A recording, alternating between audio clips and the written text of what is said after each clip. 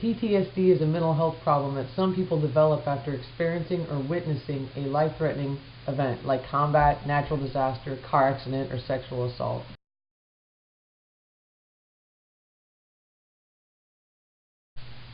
This disorder wasn't always called PTSD. It's gone through a litany of names over the decades. Back in World War I, President Wilson referred to it as shell shock, and on into World War II, it was referred to as combat stress reaction, due to the belief that it was from soldiers becoming battle-weary and exhausted. On into 1952, the APA produced the first DSM, which included this disorder as gross stress reaction. This was for people who were relatively normal, quote, but had symptoms from traumatic events such as disaster or combat. Despite the overwhelming evidence that trauma was associated with psychiatric problems, the DSM-2 changed the diagnosis to, quote, adjustment reaction to adult life.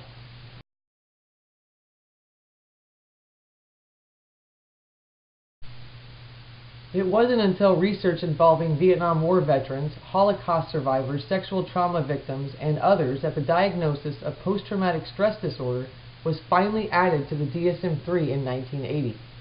There is an alarming prevalence of this disorder today. Statistically, 4 out of every 100 men and 10 out of every 100 women in this country suffer from this disorder.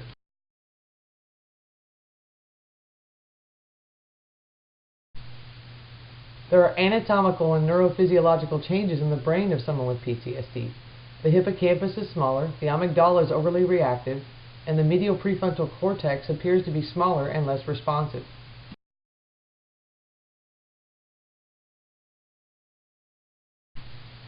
So how does PTSD manifest? There's 4 different types of symptoms. Intrusive thoughts, which are repeated involuntary memories. Avoiding reminders, such as avoiding people, places, activities, objects that bring on distressing memories. Negative thoughts and feelings, such as negative or distorted beliefs about oneself or others. And lastly, arousal and reactive symptoms, such as irritability, angry outbursts, reckless or self-destructive behavior. How intense or severe these manifestations can present will vary dependent upon the victim and the experience.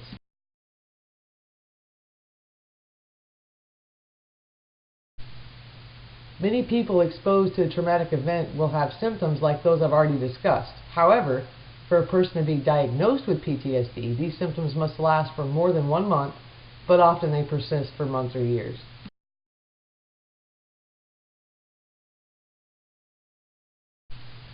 Not everyone that goes through a trauma will develop PTSD, and not everyone who ends up with PTSD will require psychiatric treatment to recover. Some can improve with help from family, friends, or even their faith.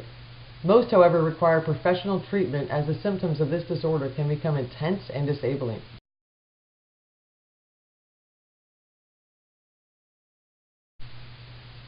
There's several different treatments out there for this disorder. Psychotherapy or talk therapy, medications such as SSRIs, which by the way are the only approved medication treatment for PTSD.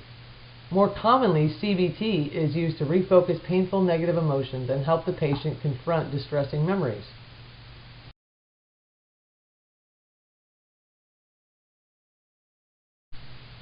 Here's a list of medication treatments. Like I've already said, the only approved medication for PTSD are SSRIs. There is, however, no cure.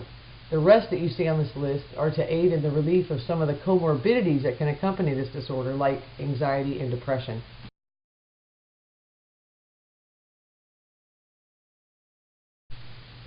Other treatments can involve prolonged exposure therapy, group therapy, animal therapy, and EMDR, or eye movement desensitization and reprocessing. EMDR is fairly new and pretty interesting.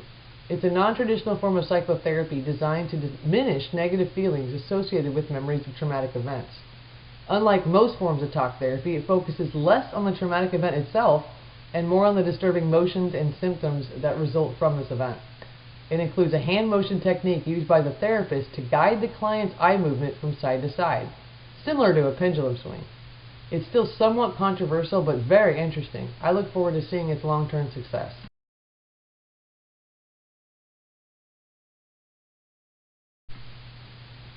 So what's the outlook for someone with PTSD? Well, that depends on the number of factors like resilience, other stressors, support, prior traumatic events, ongoing exposure, and so on.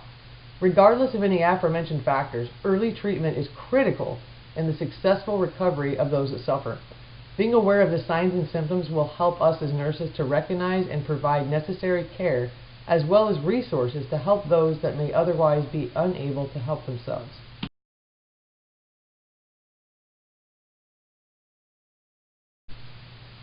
Well, in the words of the great Michelle Crum, Merry Christmas, there you go.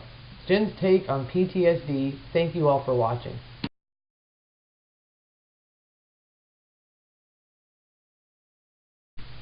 And here's all the wonderful people that made this masterpiece possible.